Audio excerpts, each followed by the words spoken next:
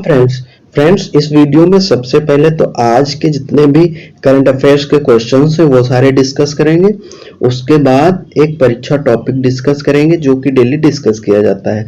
तो सबसे पहले करंट अफेयर्स से शुरुआत करते हैं। सबसे पहला क्वेश्चन देख लेते हैं। सबसे पहला क्वेश्चन है कि हाल ही में भारत का पहला लो एमिशन जोन जो है वो कहाँ लागू करने की घोषणा की गई है। तो इसको की गई है पुणे में। Option number B right answer, Pune. Next question है कि सुप्रीम कोर्ट ने पूरे देश में कोर्ट के इंफ्रास्ट्रक्चर को बेहतर बनाने के लिए किसकी अध्यक्षता में पैनल का गठन किया है। तो ये किया है अरविंद कुमार की अध्यक्षता में। Option number B right answer हो जाएगा। उसके बाद नेक्स्ट क्वेश्चन है कि केंद्रीय शिक्षा मंत्री धर्मेंद्र प्रधान द्वारा उद्घाटित भीम मंडली इको हेरिटेज साइट का संबंध किस राज्य से है। तो इसका राज्य बताना है आपको। तो इसका संबंध है ओडिशा राज्य से। Option number C right answer है, ओडिशा। नेक्स्ट क्वेश्चन है कि भारतीय सेना ने ULPGM और अग्निका VTOL-1 कामिकाजे ड्रोन की खरीद किस कंपनी से की है। तो कंपनी का नाम आपको बताना है। तो इसको किया है अडानी डिफेंस, यानी कि भारत की जो कंपनी है अडानी डिफेंस, इससे खरीदा है। Option number C right answer हो जाएगा। उसके बाद नेक्स्ट क्वेश्चन है कि मेरी रसोई योजना जिसके तहत मुफ्त फूड किट बांटे जा रहे हैं, ये किस राज्य ने शुरू की है। तो इसको शुरू करने वाला राज्य कौन सा है। हरियाणा, राजस्थान, पंजाब या फिर हिमाचल प्रदेश। तो राइट आंसर है ऑप्शन नंबर सी, इसको पंजाब ने शुरू किया है। नेक्स्ट है 2026 British academy television awards BAFTA TV समारोह में सर्वश्रेष्ठ ड्रामा सीरीज का अवार्ड किसे मिला है। ऑप्शंस हैं the crown, code of silence, top boy, happy valley. तो आपका राइट आंसर हो जाएगा code of silence. Option number B right है, code of silence. Next question है कि हाल ही में चर्चा में रहे वैली फीवर का संबंध निम्नलिखित में से किससे है। तो इसका संबंध किससे है। Bacterial infection, viral infection, fungal infection या फिर प्रोटोजोआ इन्फेक्शन। तो इसका संबंध है फंगल इन्फेक्शन से। तो right answer option number C हो जाएगा। फिर किस राज्य सरकार ने सरकारी स्कूल के शिक्षकों और कर्मचारियों की उपस्थिति दर्ज करने के लिए कर्तव्य KAAMS काम्स ऐप लॉन्च किया है। केरल, तमिलनाडु, कर्नाटक या फिर तेलंगाना। तो राइट आंसर है इसका Karnataka. Option number C right है, कर्नाटक। उसके बाद आगे बढ़ते हैं। नेक्स्ट क्वेश्चन है ला लीगा 2026 का खिताब निम्नलिखित में से किसने जीता है। ऑप्शन है Real Madrid, Barcelona, Atletico Madrid, फिर गिरोना। तो इसका राइट आंसर हो जाएगा Barcelona. Option number B right है। नेक्स्ट है किस राज्य के बक्सा शहद की पहली खेप USA को निर्यात की गई है। तो इसकी निर्यात की गई है असम को। Option number A right answer है, असम। तो यहाँ तक आपके सारे करंट अफेयर्स के क्वेश्चंस हो गए। इसके बाद जो आपका परीक्षा टॉपिक है इसमें कंप्यूटर की जो पीढ़ियां हैं वो, तो सारी कंप्यूटर की पीढ़ियां इसमें डिस्कस करेंगे। इसके पहले जिन्होंने भी अभी तक चैनल को सब्सक्राइब नहीं किया है वो फ्रेंड्स चैनल को सब्सक्राइब अवश्य कर लेंगे।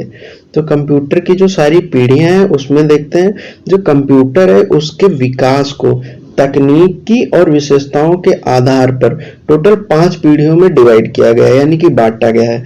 तो इसमें एक एक करके सारी पीढ़ियां और उनकी जो समय की अवधि है और उनकी मुख्य विशेषताएं हैं और उनके सारे एग्जाम्पल्स वगैरह सारे यहाँ पे देखते हैं। सबसे पहली जो प्रथम पीढ़ी है, सबसे फर्स्ट उसको बोलते हैं प्रथम पीढ़ी। ये 1940 से 1956 तक मानी जाती है। इसकी मुख्य विशेषताएं, इसमें वैक्यूम ट्यूब का उपयोग होता था। ये इंपॉर्टेंट भी है, पूछा जाता है कि प्रथम पीढ़ी में किसका उपयोग होता था। तो आप बताएंगे वैक्यूम ट्यूब का। इनका आकार बहुत बड़ा, गर्मी अधिक और बिजली की खपत भी अधिक होती थी। इसमें मशीन भाषा का उपयोग होता था और इनपुट के लिए पंच कार्ड का उपयोग किया जाता था। इनका उदाहरण होगा ENIAC, UNIVAC फर्स्ट, EDSAC और IBM 701, यहाँ पे इसका फिगर भी देख सकते हैं। उसके बाद आगे बढ़ते हैं, जो द्वितीय पीढ़ी है, द्वितीय पीढ़ी होती है 1956 से 1963 यानी 1956 से 1963 तक। इनकी विशेषता है कि इनमें ट्रांजिस्टर का उपयोग किया गया, इनका आकार छोटा उससे किया गया, गति अधिक और विश्वसनीयता में इनमें वृद्धि हुई। इसमें जो उच्च स्तरीय भाषा है, हाई लेवल लैंग्वेज, जैसे कि फोर्ट्रान है, कोबॉल है, इनका यूज हुआ और कम बिजली की खपत और कम गर्मी इसमें रही। तो इसके एग्जाम्पल है IBM 1401, IBM 7094, CDC 1604, यूनिवैक 1108, ये इसका फिगर देख सकते हैं। उसके बाद नेक्स्ट है तृतीय पीढ़ी, थर्ड, ये रही है 1964 से 1971 तक। कब से? 1964 यानी कि 1964 से 1971 तक। इसमें इंटीग्रेटेड सर्किट यानी कि IC का उपयोग किया गया। ये पूछा जाता है आपसे कि IC का तृतीय पीढ़ी में उपयोग हुआ।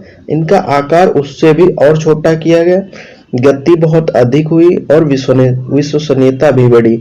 ऑपरेटिंग सिस्टम का विकास हुआ और जो मल्टी प्रोग्रामिंग और टाइम शेयरिंग की सुविधा है वो इसमें प्रदान की गई।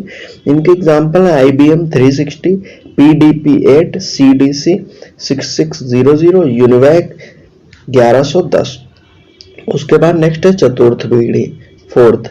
इनका टाइम पीरियड है 1971 से 1989। इसमें माइक्रो प्रोसेसर का उपयोग किया गया, आकार बहुत छोटा, गति अत्यधिक तेज और क्षमता बहुत अधिक रही। इनमें पर्सनल कंप्यूटर्स जो होते हैं PC, इनका विकास हुआ। ग्राफिक्स, नेटवर्किंग और डेटाबेस का भी विकास हुआ।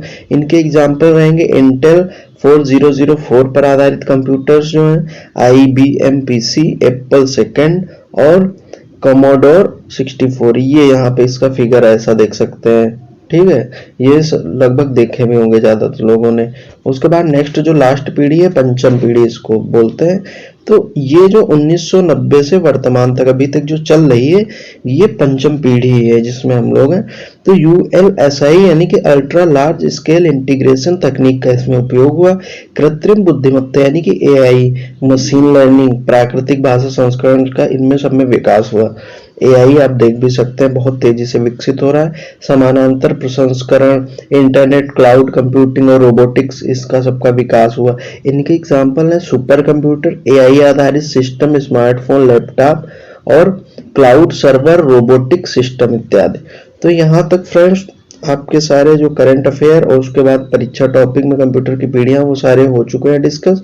तो अगर फ्रेंड्स वीडियो आपको हेल्पफुल लगे तो वीडियो को लाइक करें, अधिक से अधिक शेयर करें और चैनल को सब्सक्राइब करना बिल्कुल भी ना भूलें, क्योंकि इससे कम समय में करंट अफेयर शायद ही आपको कहीं पढ़ने को मिले। बहुत बहुत धन्यवाद।